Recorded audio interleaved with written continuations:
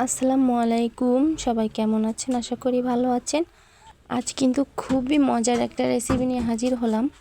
সেটা আবার লাউর খোসা চিংড়ি মাছ দিয়ে ভাজি। তো কে কে খেয়েছেন কমেন্টে জানাবেন। আর ভিডিওটা যদি ভালো লাগে চ্যানেলটা সাবস্ক্রাইব করে লাইক দিয়ে পাশে থাকবেন। তো প্রথমে আমি কিছুটা চিংড়ি মাছ দুই ভাগ করে তেলের উপর ছেড়ে দিলাম। তারপর এখানে কাঁচা পেঁয়াজ, কাঁচা ঝাল, কিছুটা কাঁচা জিরে দিয়ে আমি এটা লাল লাল করে ভাজবো।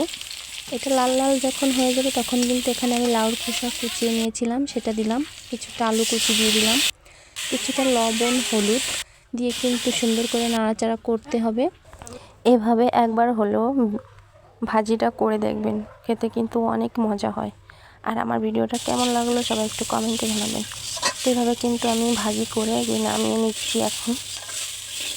তো দেখেন দেখতে এতটা সুন্দর হয়েছে, তাহলে খেতে কতটা না মজা হয়েছে।